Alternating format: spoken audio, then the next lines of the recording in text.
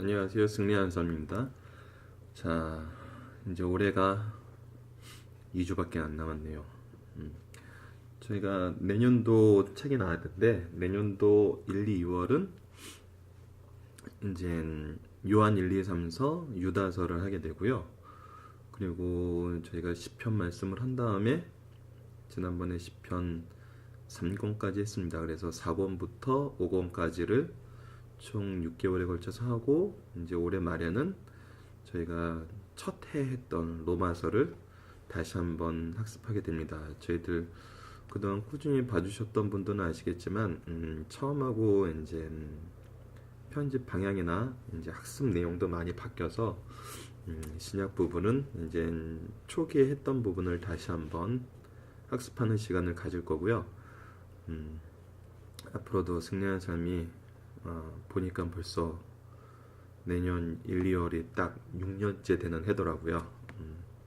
앞으로 더욱 더 말씀 연구와 예배에 중심된 그런 신앙을 이뤄 나가는데 더 좋은 교재가 될 수 있도록 계속 기도 부탁드리겠습니다. 자, 이번 주 말씀은 스가랴서 마지막 부분 14장 8절로 21절과 이제 말라기서 첫 부분 1장 1절로 9절인데 두 말씀에 연결점이 있습니다. 이번 주에는 그 부분에 대해서 저희들이 한번 살펴보고 학습 목표에 나와 있는 그 예배란 무엇인가, 어떻게 드려야 되는가, 이 부분에 어떤 연결점이 있는지 바로 이 부분이 설명을 해주고 있죠. 우선 요일별로 이제 간략하지만 그래도 열심히 한번 보도록 하겠습니다. 자, 월요일날 말씀은 여호와의 날에 임할 하나님의 백성과 교회의 영광을 바라보자입니다. 자, 현재 우리 주변의 상황을 보면은 말씀이 선포되었던 그 시기에도 그렇고 우리 지금 현재 시기에도 보면은 더러운 것, 죄악된 것들, 우상 숭배, 그리고 하나님을 왕으로 섬기기를 거부하는 이러한 것들이 지금 우리의 사회에 만연되어 있습니다. 하지만 이러한 것들이 우리 지난주 말씀에서 봤던 것처럼 애매모호한 시대, 완전하게 망한 것 같지도 않고 그렇다고 우리의 삶이 구원받은 그런 삶을 느끼지 못하는 그런 애매모호한 상태가 참 이 연장선상에서 이러한 설명이 가능한 것 같아요. 그래서 하나님을 왕으로 섬기기를 거부하는 사회의 특징은 다른 것을 왕으로 섬기고 있다는 거죠. 다른 것을 더 의지한다는 것, 그런 것이 만연되어 있습니다. 하지만 이것이 그리스도께서 재림하신 날 9절에 설명되어 있는데 그리스도께서 재림하신 날 어떻게 되느냐, 주께서 왕 되심을 모든 사람들이 시인하게 되고 새하늘과 새 땅이 열리게 되고 계시록에서 말씀된 거죠. 여호와만 영원히 존귀와 영광을 받게 됩니다. 이젠 더 이상 하나님을 거부할 수 있는 인생이 없게 되는 거죠. 그리고 이미 이것은 저희 신약 계시록에서도 많이 거론되고 신약의 사도들도 여러 번 얘기한 바지만 이것이 완전히 새로운 것이 아니라 이미 구약에서 선언된 말씀이라는 것. 그래서 신명기 6장 4절로 5절 말씀을 보면은 이스라엘아 들으라, 우리 하나님 여호와는 오직 유일한 여호와시니 너는 마음을 다하고 뜻을 다하고 힘을 다하여 내 하나님 여호와를 사랑하라. 이것은 이미 구약에 선언된 말씀이었습니다. 새로운 것처럼 보이고 놀라운 것처럼 보이는데 성경을 보면은 끊임없이 이 부분을 반복적으로 우리에게 설명해 주는 것을 알 수 있습니다. 자, 그렇다면 이제 주의 재림 때 모습에 대해서 이제 다시 한번 설명해 주겠는데, 주의 재림 때 모든 사람이 오직 한 분이신 하나님을 아는 지식과 여호와의 영광을 인정하게 됩니다. 이것은 단순히 믿는 성도들만 인정하는 것이 아니라 모든 사람이 인정한다는데 저희들이 내용을 봐야 합니다. 왜냐하면 하나님이 창조주시고 하나님이 하나님 되심은 그 심판대 앞에서는 너무나 밝게 드러납니다. 그래서 목사님이 자고주 설명하셨던 대로 심판대 앞에 서면 누구든지 할 말을 잃게 되고 자기의 심판을 합당한 것으로 받아들이게 되는, 유구무원하게 되는 그래서 이 부분에 대해서 하박국 선지자는 이는 물이 바다를 덮은 같이 여호와의 영광을 인정하는 것이 세상에 가득하니라. 그리고 빌립보서에서도 하늘에 있는 자들과 땅에 있는 자들과 땅 아래에 있는 자들로 모든 무릎을 예수 이름에 꿇게 하시고 모든 입으로 예수 그리스도를 주라 시인하여 하나님 아버지께 영광을 돌리게 하셨느니라 라고 말해주고 있습니다. 그래서 그 다음에 10절에서 나타나는 이제 예루살렘에 대해서는 이 예루살렘이 상징하는 것은 우리가 여러 번 얘기했지만 교회, 우리가 앞으로 올 새 예루살렘, 그리고 그리스도의 보좌가 높임을 받게 될 것이다. 더 이상 천하기 취급받고 미련한 것으로 취급받았던 우리 성도들의 삶과 신앙과 이런 교회들이 이제는 예수 그리스도의 이름으로 높임을 받게 될 거라는 것, 그리고 새 예루살렘에 들어가게 되는 것이 11절에 나타나 있고, 이것은 구약의 계시록과 연결된 말씀인 것을 월요일날 학습을 통해서 알 수 있게 됩니다. 자, 그 다음은 화요일날 말씀입니다. 자, 하나님께 예배드리는 자에게는 축복을, 예배드리지 않는 자에게는 벌을 주신다. 드디어 스가랴서 마지막 부분의 말씀입니다. 우리가 그동안 스가랴서를 열심히 상고해 왔습니다. 상고하고 왔는데 그 마지막 부분에는 뭐에 대해서 얘기하냐면 이제 예배에 대해서 얘기를 합니다. 자, 이제 목사님께서 우리 소교리 문답, 많이 알고 계시는 소교리 문답의 첫 번째, 우리 인생의 제일 되는 목적이 무엇인가 라는 부분에 대해서 다시 한번 설명해 주고 있습니다. 자, 인생의 제일 되는 목적은 하나님을 영화롭게 하고 영원토록 그를 기뻐하는 것입니다. 이것이 우리의 창조의 목적인데, 이것을 많은 현대 지식들이 생기면서 인간 중심으로 이것을 계속 해석하면서 하나님을 권능은 있지만 자기 자신을 위해 하시는, 하나님의 속성에 대한 이해를 두지 않고 그 인간에게 들리는, 인간이 해석할 수 있는 하나님에 대해서만 바라보게 되니까 이것이 우리는 그냥 하나님께 영광을 돌리게 하는 그런 그 부품적인 이렇게 그 약간 우리의 선택이나 하나님의 원래 뜻하고는 먼 노예적인 그런 상황으로 이렇게 많이 해석을 하는 것을 볼 수 있는데, 이것은 저희들이 내년도 1, 2월에 하는 요한복음을 통해서 좀 설명이 가능한 부분이 있습니다. 그래서 이 부분은 우선은 우리가 기존에 많이 알고 있지만 알고 있는 내용을 잘 기억하시면서 이제 내년도 요한 1, 2, 3서를 통해서 이 부분을 다시 한번 하나님께 영광 돌리는 삶, 그리고 그를 기뻐하는 것이 우리에게 어떤 의미인지, 왜 이러한 목적으로 우리를 창조하셨는지, 그 의미를 내년도 1, 2월 달에 좀 구체적으로 살펴보는 기회를 갖도록 하겠습니다. 그리고 하나님께 영화롭게 하고 기뻐하게 하시는 행위 중에 제일 귀하고 값진 것은 무엇인가, 이 부분에 대해서 이제 성경은 예배라고 얘기하고 있습니다. 그러면서 이제 성도에게 있어서 예배란 무엇인가에 대해서 얘기를 하고 있는데, 엄밀하게 말해서는 그 예배 드리지 않는 자에 대한 벌이 이제 저희들 화요일날 말씀의 중심 내용이죠. 근데 목사님께서 이거를 이제 예배에 대한 부분을 좀 더 설명을 해서 그 예배를 바로 이해하게 하고, 그 다음에 이것이 왜 중요한지 말씀을 통해서 설명을 해주고 있습니다.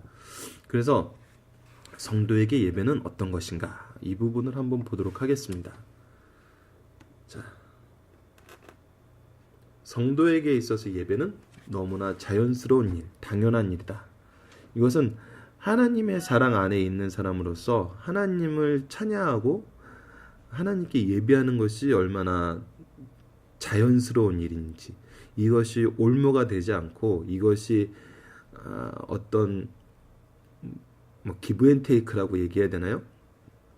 이것을 드려야 하나님한테 복을 받고 이런 류의 것이 아니라 그냥 우리가 일상적으로 하나님을 만나고 하나님을 찬양하는 것이 너무나 자연스럽게 되는, 그것을 우리가 경험하게 된다는 것입니다.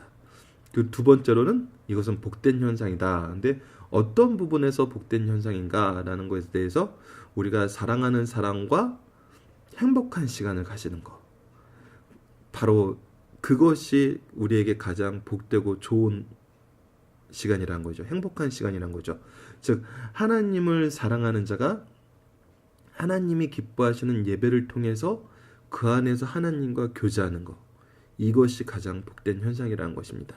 세 번째는 은혜로운 현상이라는 것입니다. 예배를 통해서 영혼이 소생케 되고 성결한 삶을 살게 되는, 우리 몸이 성결해지는 것을 경험하게 되는 거죠. 그래서 예배의 목적은, 다시 한번 정리해서 얘기하면, 예배의 목적은 하나님께 영광이지만 결과는 인간들에게 은혜가 된다는 것입니다. 이것을 감사하는 것이 가장 은혜로운 현상, 즉 예배라는 것이죠. 그래서 성도에게 있어서 예배는 너무나 자연스럽고 너무나 복되고 행복한 것이고, 이것으로 통해서 은혜의 통로가 되고 우리가 은혜를 받게 되고 하나님의 정말 그 사랑을 더욱더 깊이 체험할 수 있는, 이것이 바로 저희가 예배 중심, 말씀 중심의 신앙 훈련을 하는 가장 귀한 이유입니다. 이것이 하나님께서 우리에게 명령하신 거라는 것이죠. 자, 그렇다면 구체적으로 이제 본문 말씀에서 얘기하는 그 예배를 통한 은혜의 상징, 17절에 나와 있는 이 부분에 대해서 한번 보도록 하겠습니다. 17절에서 비는 은혜를 상징합니다. 우리 구약에서 많은 부분에서 얘기했던 이것으로 이른 비는 씨 뿌릴 때 필요합니다. 씨 뿌릴 때 이른 비가 내려서 땅을 촉촉하게 해줘야지 씨가 잘 파종이 되고, 늦은 비는 추수 때 그 알곡을 토실토실하게 하는 거죠. 그래서 이 두 가지는 농사 때 절대적으로 필요한 겁니다. 이와 마찬가지로 바른 예배는 하나님의 은혜의 가장 기본 조건이 되는 겁니다. 이 비와 같은 것입니다. 그래서 바른 예배는 어떤 것인가? 저희들이 이 부분에 대해서는 매주 저희 주보에 나와 있고, 다음에 승리하는 삶 애독자분들을 위해서는 예배 모범을 통해서 한번 설명을 하겠지만, 바른 예배에 대한 정의를 우리가 이 부분은 좀 잘 이해하고 넘어갔으면 합니다. 첫 번째 기준은 하나님의 말씀에 따라야 된다는 것입니다. 하나님의 말씀에 근거한, 저희들이 내년도 요한 1, 2, 3서에는 가인에 대해서 배우게 되는데, 가인의 예배가 받아들여지지 않는 것은 바로 하나님의 말씀에 따라서 하나님 말씀대로 예배를 드리지 않았기 때문입니다. 그리고 두 번째는 교회법에 따라서입니다. 교회법에 의해서는 그 예배의 구성 요소와 또 예배의 순서를 어떻게 정해야 되는지 그 부분이 정해져 있습니다. 이것은 저희 신앙의 선조들이 이 부분을 잘 정립시켜 놨기 때문에 그것이 설명되어 있는 교회법에 따라야 되는 것입니다. 그러면서 성경에서 가르쳐주는 이 예배에 대한 우리의 자세는 무엇이냐면, 정한 시간, 주일을 말하고 주일날도 우리가 예배드리기로 한 선언된 그 시간에 순종해야 될 것을 얘기합니다. 정한 장소, 구약에서는 예루살렘 성전이었지만 지금 현재는 우리가 등록하고 출석한 교회입니다. 이것이 하나님께서 우리에게 정해준 장소가 되는 거죠. 더 나아가서는 우리의 가정이 바로 예배의 장소가 돼야 되겠죠. 그리고 정한 순서에 따라 하나님의 법에, 하나님의 말씀과 교회법에 의해서 정해진 그 순서에 따라 그 순서 하나하나를 마음과 뜻과 정성과 영과 진리로 누구에게 드려야 되냐면 하나님께 드려야 된다는 것입니다. 이 부분에 대해서 우리가 잘못하는 부분이 있기 때문에 하나님께서는 우리에게 심판을 얘기하고 있는 것입니다. 이 부분은 자, 이번 주 또 연결되는 말라기서의 말씀에서도 연결되니 추가된 내용은 그 부분에서 살펴보도록 하겠습니다. 그래서 예배는, 예배에 대한 의미, 그래서 보통 사람들이 생각하기에 예배는 그러면 성도들만 드려야 되는 거 아니냐, 뭐 교회 다니는 사람들만 예배 드려야 되는 거 아니냐, 예배라는 것은 하나님께 영광을 돌리는 것이기 때문에 이 예배의 의미에서 벗어난 사람은 없습니다. 창조주의 하나님의 섭리에 의해서. 그래서 시편 150편 6절에서도 호흡이 있는 자마다 모든 사람이 여호와를 찬양할지어다라고 얘기합니다. 그래서 예배를 드리지 않는 자는 징벌을 받게 됩니다. 이것은 하나님께 소홀함과 태만한 죄가 되는 겁니다. 즉 소홀함과 태만함은 심판의 이유가 된다는 것입니다. 그래서 구약에서 말하는 정한 절기, 우리가 얘기하는 공예배, 주일 성소를 드리지 않는 것은 죄의 충분 조건, 즉 심판의 이유가 된다는 것입니다. 이 부분은 매우 무서운 말씀입니다. 그리고 말라기서 말씀과 연결돼서 다시 한번 이 부분에 대해서 살펴보도록 하겠습니다. 자, 수요일날 말씀은 드디어 말라기서의 얘기입니다. 말라기서 수요일날 말씀을 통해서는 말라기서를 통해서 이제 하나님께서 역사하시는 방법, 또 말씀을 주시는 방법, 그리고 말라기서의 특징을 간략하게 살펴보는 시간을 갖게 됩니다.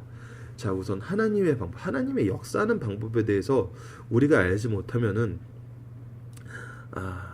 오해를 하게 됩니다. 그리고 잘못 해석하게 됩니다. 그리고 특히 하나님의 방법에 대한 이해를 잘 못하면은 이단 사상에 많이 빠지게 됩니다. 잘못 해석하고 오해하는 것에 대해서 이제 구별할 방법이 없게 되는 거죠. 그래서 우리가 하나님의 방법을 이해한다면은 특히 성경의 정경성과 그 교회의 역사는 이 하나님의 일하시는 방법, 구약부터 시작해서 신약 말씀이 완성될 때까지, 그리고 현재 우리에게 계속 적용되는 하나님의 방법을 이해하게 되면은 성경의 정경성에 대한 부분에 대해서는 굉장히 흔들림 없는 믿음을 가질 수 있습니다. 그래서 우선 이 방법에 대해서 저희들이 나중에 이제 따로 강좌 섹션을 만들어서 다시 한번 설명하겠지만 오늘 간략하게 한번 보도록 하겠습니다.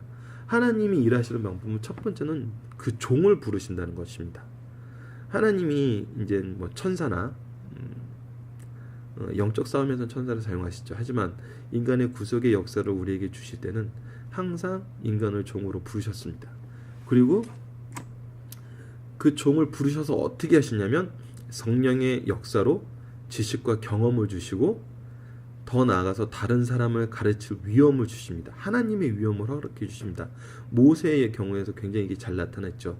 하나님을 만나고 와서 그의 얼굴에 하나님의 영광이 보이자 수건을 덮고 모든 사람이 모세의 말을 하나님의 말씀으로 받아들이겠다는 그런 고백을 하게 되고, 우리를 대신해서 하나님을 대면하고 살 자가 없으니 우리를 대신해서 하나님 말씀을 전해달라는 이런 하나님의 성령의 위엄을 주십니다. 인간은 이에 순종하게 됩니다. 그래서 부르심을 받은 자, 말씀을 듣는 자들로 이게 되는 거죠. 부르심을 받는 자든 말씀을 전하게 되고, 이 부르심을 받는 자에 의해서 전해지는 말씀은 듣는 자들이 또 순종하게 되는, 그 인간이 순종하는 역사가 일어나게 된다는 것입니다. 두 번째는 이제 말씀을 전달하게 되는데, 이 말씀의 전달은 인간을 통해서 말씀하신다는 게 이미 성경에서 나타나 있습니다. 신명기 18장 18절로 19절. 또 사도와 선지자들로 이것을 제안해 두셨다고.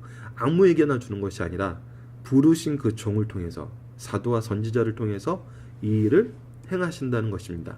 그래서 우리가 중요하게 생각하는 거, 사도와 선지자들이 인간인데, 인간은 실수를 할 수 있는데, 인간이 실수로 인해서 적은 그 말씀을 어떻게 우리가 하나님의 말씀을 받아들일 수 있느냐, 여러 가지 이 부분에 대해서 얘기를 하는데, 이것은 바로 하나님께서 일하시는 방법에 대한 바른 이해가 없기 때문에, 또 이 부분에 대해서 오해를 하고 있기 때문입니다. 이 하나님께서 항상 그 종을 부르시고 그 종을 통해서 역사하셨습니다. 역사하실 때는 성령께서 항상 함께 하여 주셨습니다. 그렇기 때문에 이 말씀이 전달되는 과정에 인간적인 요소가 굉장히 많이 들어가 있지만 이것이 하나님의 일이 될 수 있는 것입니다. 하나님의 일인 것입니다. 될 수 있는 것이 아니라. 그래서 이 하나님의 역사하시는 방법에 대해서 우리가 바로 이해를 해야 됩니다. 그래서 성령께서 말씀을 주실 때 사도와 선지자들의 죄의 오염을 막으시고 그들의 사상 표현과 용어 선택을 지도하시고 감독입니다. 감성이 아니라 흠이 없도록 바로 전하게 하셨습니다. 그래서 성경은 기록된 말씀을 통해서 들어야 되는 것입니다. 이 방법을 모르는 사람들이 나도 말씀을 받았다, 현대에 주는 말씀이 더 우리에게 실질적인 말씀이고 우리에게 적용될 수 있는 말씀이다. 또 말씀은 과거의 말씀과 현대에 적용되는 말씀으로 구분되어야 된다. 여러 가지 얘기가 나옵니다. 하지만 이것은 말씀을 주시는 하나님의 방법에 대해서도 잘 이해를 못하는 것이고, 이 말씀이 주시는 정말 그 핵심, 그 말씀의 본뜻, 그것을 이해하지 못하면서 나오는 여러 가지 주장입니다. 그래서 저희들이 말씀을 연구하는 방법은 항상 성경을 통해서 성경을 해석하는 것. 이것이 너무나 합당한 것은 성경은 하나님의 구속의 역사에 대한 완벽한 그리고 완전한 증언집입니다. 그 증언을 다 모아놓은 것입니다. 우리가 그 법에 대해서 조금 이해를 하면 괜찮은, 좀 더 쉽게 이해할 수 있는 부분이 있는 게, 법에서 모든 증거를 수집해서 그 증거에 의해서 심판을 합니다. 그러면서 그 결론이 난 부분에 대해서는 그 증거가 완전하기 때문에 그 선언이 성립이 되는 것이죠. 그 이미 완전하게 증거로 구성된 이 증거를 다시 또 증명하려 하진 않습니다. 왜냐하면 그 안에서 증명이 돼 있기 때문에, 이미 증명 과정을 한 것이기 때문에, 그리고 그거에 의해서 이미 그 법이 해석되고 선언되었기 때문에. 그런데 현대에서는 무슨 얘기를 하느냐면 이 해석집을 이제 재검열, 재해석, 이거를 하자는 것입니다. 그러니까 이 내용에 대한 이해가 없이 그냥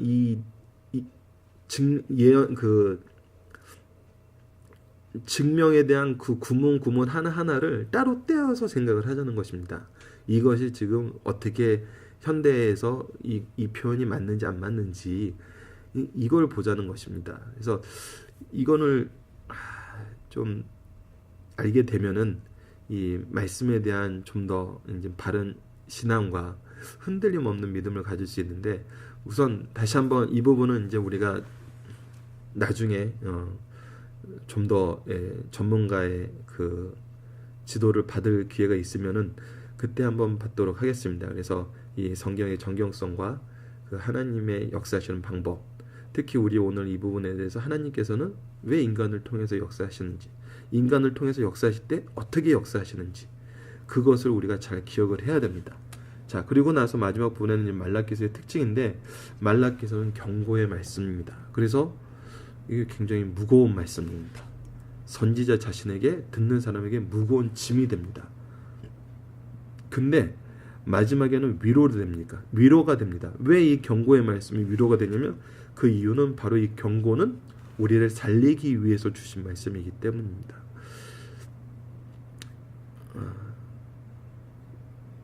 많은 사람들이 성경의 단면적인 구절을 인용하면서 성경을 굉장히 잔인한 말씀으로 표현을 합니다. 왜냐하면 심판에 대한 말씀, 그 다윗이 그 대적자들에게 그 저주하는 말씀, 이런 걸 보면서 성경은 굉장히 잔인하고 굉장히 폭력적인 말씀이다, 이런 말을 하는데, 정말 다시 한번 저희들이 잘 살펴보면 이렇게 경고의 말씀을 주시고 저주의 말씀을 주시는 이유는 바로 살리기 위한 거라는 거.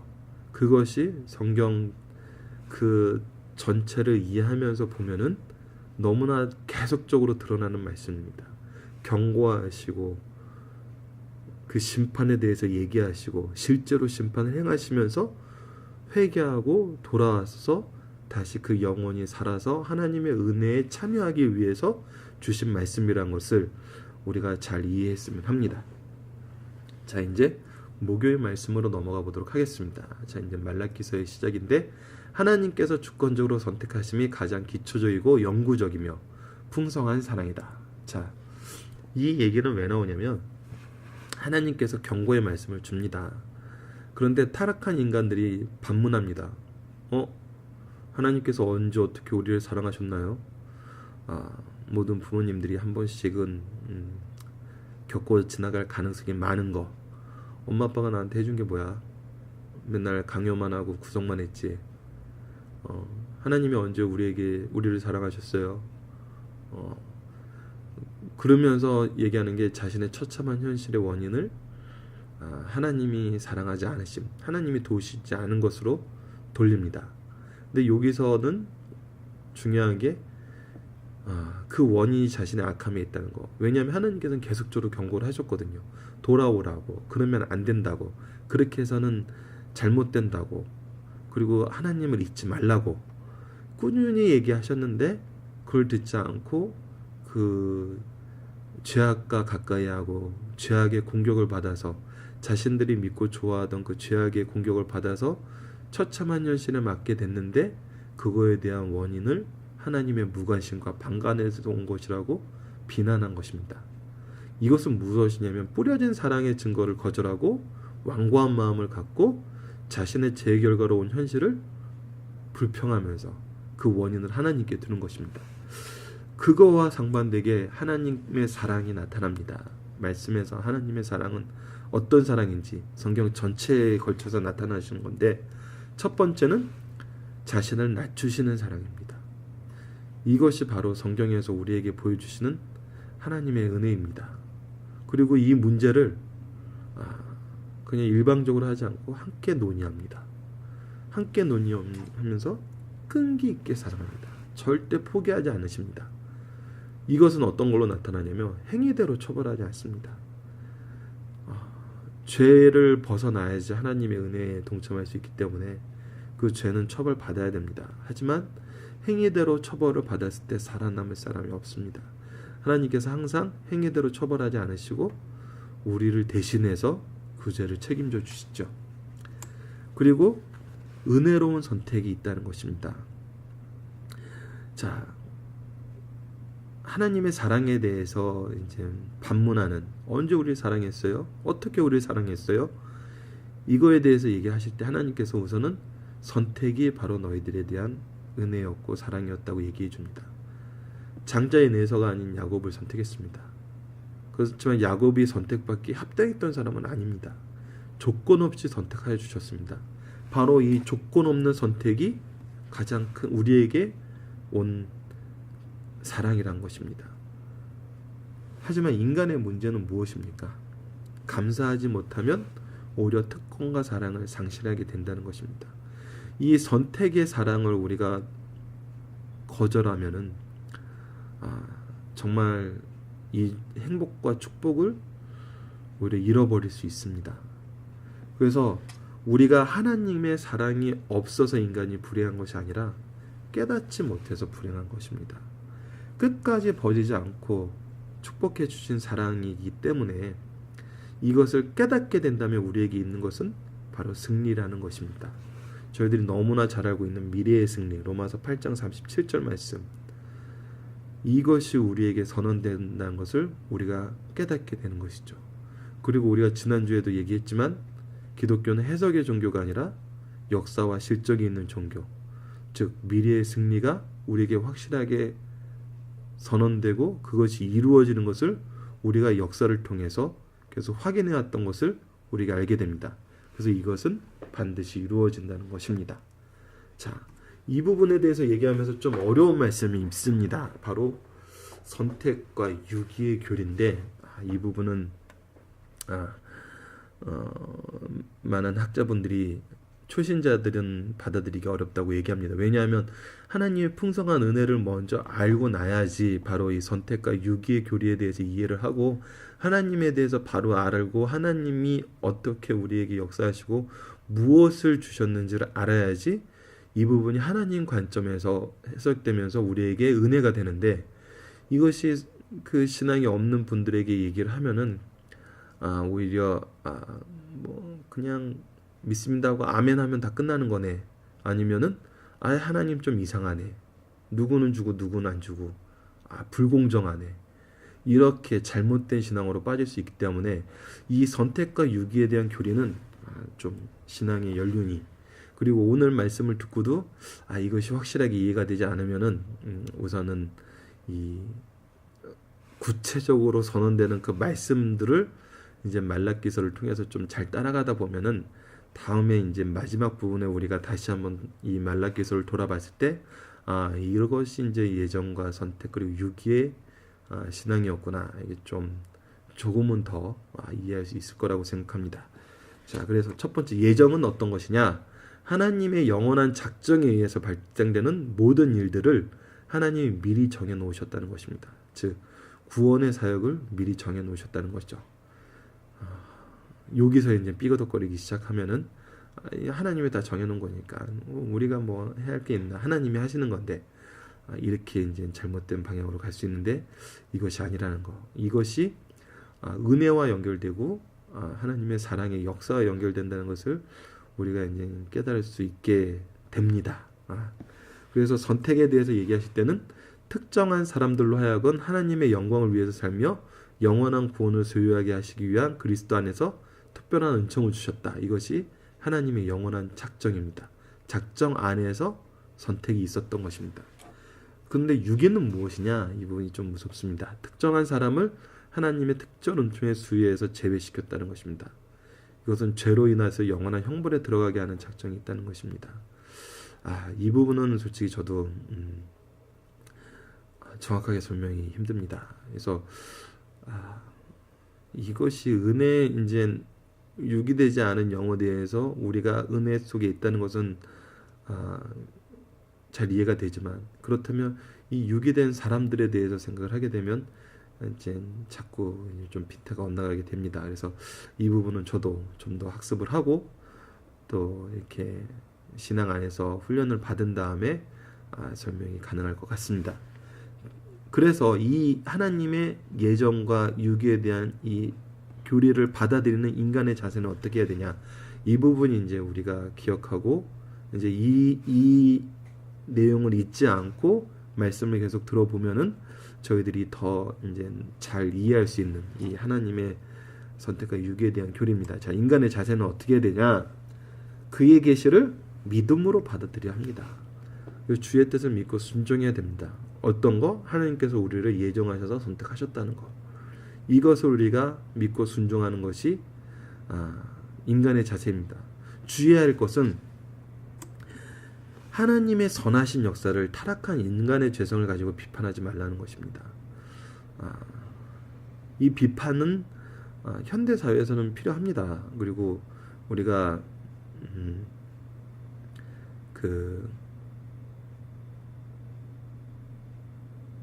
너무 일방적인 성경에서 말하지 않는, 마치 이제 유대인들이 장로주일에 유전을 만들어 놔서 안식일의 법을 틀었던 것처럼 이런 부분에 대한 비판은 가져야죠. 즉 성경과 잘못되어 있던 내용에 대해서는 우리가 꾸준히 비판을 하고, 또 이 성경을 우리에게 적용시킬 때 모호했던 부분은 꾸준히 토론을 하면서 바른 신앙을 형성해 나가야 됩니다. 신앙은 일방적이지 않습니다. 그리고 성령의 역사로 인해서 우리가 항상 이해할 수 있고 실천할 수 있는 힘을 가지기 때문에 일방적인 교육에 의해서는 이것이 충분히 이루어지지 않습니다. 하지만 하나님에 대한 거, 하나님과 인간의 관계에 대한 것은 하나님과 인간의 관계 속에서 하나님이 인간들이 실행할 수 있고 이해할 수 있고 따라올 수 있는 방법으로 설명을 해주시고 방법을 제안해 주시기 때문에 우리가 그 부분은 이해 안 되고 실천할 때 어려움이 있으면은 같이 논의하고 같이 방향을 탐색하고 또 그 부분에 대해서 이해시킬 수 있도록 도와줄 수 있습니다. 하지만 하나님에 대한 거, 하나님의 속성에 대한 거, 하나님의 계획에 대한 거, 이것은 하나님이 되지 않는 이상은 우리가 이해할 수 없는 부분입니다. 왜냐하면 하나님의 지식과 그 창조의 경륜을 우리가 따라갈 수 없기 때문에 아담이 타락하지 않고 그때 우리가 바로 하나님과 영원한 삶에 들어갔으면은 이런 고민을 하지 않겠죠. 하지만 우리는 타락함으로 인해서 그걸 이해할 수 있는 지식을 얻지 못했습니다. 아직은 저희들이 주님 오실 때 주님께서 부활하셨던 그 부활의 몸을 입게 되면은 이해할 수 있게 되겠죠. 그래서 이런 부분을 타락한 인간의 죄성을 가지고 비판을 하면은 이 은혜에서 멀어지게 되는 것입니다. 그래서 그 구분을 잘 하셔야 됩니다. 우리가 어떤 것을 믿음으로 받아들이고 어떤 것을 많은 논의와 토론과 실천을 통해서 이루어 나갈 것인가. 정리한다면 하나님의 본래의 속성적인 것, 하나님의 주권적인 부분은 저희들이 이해하기 힘듭니다. 하지만 하나님이 구속을 실천하시기 위해서 주신 말씀, 주신 제도, 그리고 명령하신 것들은 저희들이 이해할 수 있고 충분히 또 이것을 실천하기 위해서 함께 논의할 수 있습니다. 그래서 이 부분을 저희들이 좀 구분할 줄 아는 그 좀 지혜를 가졌으면 합니다. 그래서 결과는 뭐냐면 선택과 유기를 인간이 속단할 수 없다는 것입니다. 누구는 선택받았고 누구는 유기를 당했지. 이거는 우리가 알 수 없다는 것입니다. 그래서 이거는 하나님의 주권적인 것이기 때문에 우리가 관여할 사항이 아니라는 거죠. 우리가 관여할 사항은 바로 하나님께서 명령하신 거. 회개하라. 바르게 예배드려라. 말씀을 전파하라. 형제를 사랑하라. 바로 이런 거라는 거죠. 그래서 은혜의 초청을 받은 우리는 강팍하게 누구를 부르지 않는 한 나도 그 초청을 거부하겠다고 경고망동한 행동은 조심해야 됩니다. 그리고 우리가 가져야 되는 마음은 나를 부르신 하나님께 감사해야 된다는 것이죠. 자, 이제는 금요일 말씀으로 넘어가 보도록 하겠습니다. 금요일은 너희가 하나님을 경멸하는 것의 대표적인 것은 제사, 예배 제도를 경멸한 것이다.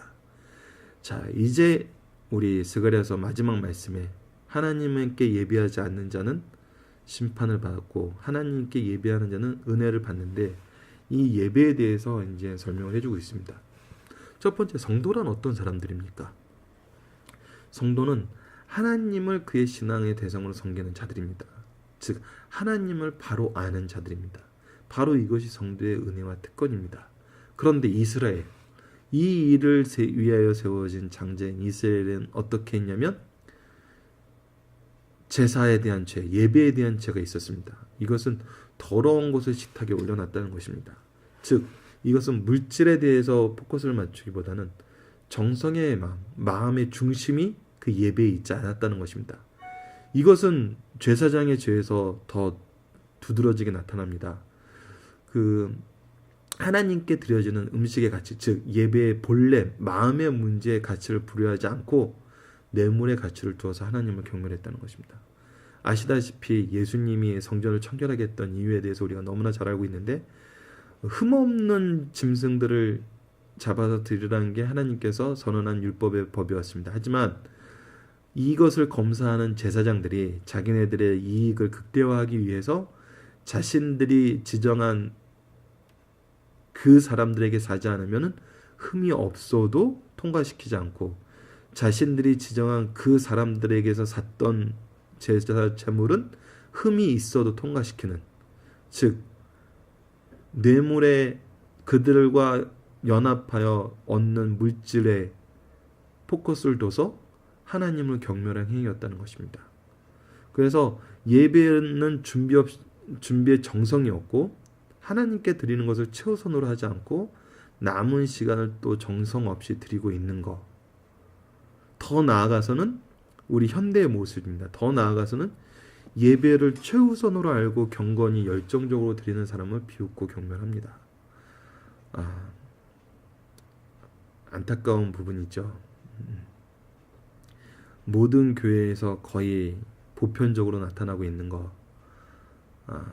예배 시간이 됐는데도 교회 주변에 머물면서 나름대로의 그런 모임을 갖고 또 당연히 이제 참여 안 해도 되는 것으로 알고 남은 시간은 나의 것이라고 생각하고 그냥 각자의 삶을 찾아서 가는 거.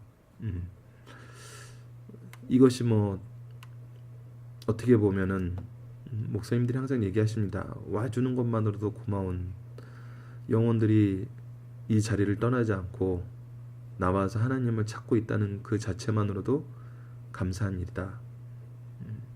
하지만 이제 우리가 개인이 하나님의 은혜에 대해서 은혜에 참여했던 사람이라면 정말 이것이 너무나 자연스럽고 은혜로운 거고 복된 축복의 통로라는 것을 알고 정말 기쁘게 참여할 수 있을 텐데 준비에도 정성이 없고 시간을 지키지도 순서를 지키지도 내용을 지키지도 못하고 하나님께 드리는 것을 최우선으로 하지 않고 제가 정말 가끔 외부에서 듣는 안 좋은 소식 중에 하나는 사람들이 헌금을 얼마 할까 생각할 때 마치 우리가 예식장에 초대받아서 갈 때 어디에서 예식한대 하면은 최소한 그 밥값이라도 부주는 하고 와야지 하면서 가는 것처럼 교회에서 뭐 얼마나 해준대 하면은 교회에서 주는 식당 그리고 가끔 교회에서 주는 선물 이걸로 헌금의 액수를 사람들이 생각하는 경우가 있다는 얘기를 듣고 참 이 부분은 정말 우리가 회개하고 돌아서야 된다. 그리고 오히려 열심히 예배드리는 자를 비웃는 왜 그딴 식으로 살아? 가끔 가족들하고 나들이도 가야 되고 주위에 사람들도 만나야지. 왜 너희들은 교회에서만 하루 종일 그렇게 예배드리고 살아? 힘들지 않아? 미련한 거 아니야? 이렇게 예배를 최우선으로 알고 경건히 열정적으로 드리는 사람을 비웃고 경멸하는 모습 아마 승리한 리더분들은 그래도 좀 경험해 봤던 부분이 아닌가. 하지만 이것은 주의 식탁 예배를 경멸히 여기는 마음이고 이것은 바로 하나님을 멸시하는 행위이고 즉 하나님이 받으실 수 없는 행위라는 것입니다. 그래서 인간의 잘못은 무엇이냐? 첫 번째는 하나님의 법을 무시한 것입니다. 두 번째는 인색한 마음을 가진 것입니다. 하나님께 드리는데 너무 인색하다는 것입니다. 세 번째는 너무나 잘못된 것입니다. 궤변의 마음입니다. 자기네들이 언제 그랬냐고 따집니다. 하나님께서 얘기하십니다. 세상 총독들에게 그걸 줘봐라. 그들이 그걸 받고 즐거워하는지. 하지만 하나님께 드리는 것은 바로 이런 정성 없는, 마음 없는, 형식적인 것을 주고 있다고 책망하고 계시는 것입니다. 자, 이제 토요일날 말씀으로 넘어가도록 하겠습니다. 하나님께 받을 복이 하나인들 너희에게 가겠느냐? 결코 그럴 수 없다. 자, 말라기서를 주실 때 상황을 다시 한번 보도록 하겠습니다. 잘못된 제사장은 여전히 잘 되고 있고, 즉 뇌물을 바라는 사람들은 여전히 잘 되고 있고, 하나님의 공의는 어디 있는지 의심받고 있습니다. 하나님이 살아계신다면 이런 일이 일어날 수 있어? 하나님의 명령을 지키는 것이 우리에게 뭐가 좋은데? 이것을 묻는 시기였습니다. 근데 이거에 대해서 하나님께서 답하시기 전에 먼저 우리에게 예배를 얘기하십니다. 즉, 이 예배가 바로 서는 게 가장 중요하고 예배가 축복의 통로가 된다는 것을 우리에게 얘기하고 있는 것입니다. 자, 연랩되지 않는 헛된 제사, 잘못된 것은 받지 않으신다. 그렇다면 바른 제사, 바른 예배는 무엇이냐? 구약에서는 율법대로, 즉 하나님의 명령한 방법대로 하나님 중심으로 드리라는 것입니다. 인간이 좋아하는 방식을 따지지 말라는 것입니다. 이것은 예전에도 설명했지만 강자로는 나갔는지 모르겠네요. 십계명에서도 너무나 잘 드러나 있습니다. 그 신약, 기도와 향기와 통회하는 심령, 즉 회개를 통해서입니다. 형식적인 결례된 예물은 안 된다는 것입니다. 이것은 잠언에서도 나타나 있습니다. 잠언 15장 8절은 악인의 제사는 여호와께서 미워하셔도 정직한 자의 기도는 그가 기뻐하시느니라. 교회에서 돈 많이 헌금하면 좋은 거 아니야? 내가 그냥 하나님이 원하시지 않은 내가 이렇게 잘 벌어서 교회 많이 주는데 이거 하나님 기뻐하시는 거 아니야? 인간은 기뻐할지 몰라도 하나님께서는 미워하신다고 얘기하고 오히려 정직한 자의 기도를 기뻐하신다고 얘기합니다. 그래서 잘못된 예배나 기도에 하나님의 응답이 있을 수 없고 있어서 안 되는 것이 바로 하나님의 공의로운 법칙이라는 것입니다. 예배를 잘못하고 안 되는 기도를 하는데도 내가 축복을 받고 있다. 내가 뭔가 잘 되는 것 같고 있다. 이럴 때는 속히 회개해야 됩니다. 우리에게 정말 하나님께 속하고 있나? 내가 하나님의 자녀인가? 돌아봐야 된다는 것입니다. 그래서 바른 예배와 통회하는 기도는 반드시 하나님께 상달되고 응답받게 됩니다. 이것이 우리에게 주는 가장 큰 교훈입니다. 자, 이 내용을 기억하면서 앞으로 우리가 이제 예배에 대해서 더 열심히 찾아보도록 하겠습니다. 예, 알람이 울렸네요. 오늘 마지막 부분은 하박국 선지자의 말씀처럼 물이 바다 덮음같이 온 세상이 하나님을 인정하게 되는 그 시기가 오물 우리가 나눌 수 있는 찬양을 보도록 하겠습니다.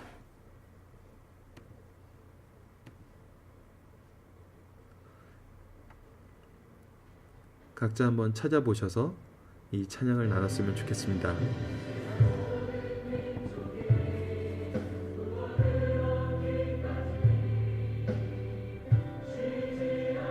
모든 분들이 하나님의 은혜 가운데에서 주님의 오심과 또 바른 예배를 잘 실천하는 승리한 쌍 가족 되기를 바랍니다. 이상으로 마치도록 하겠습니다.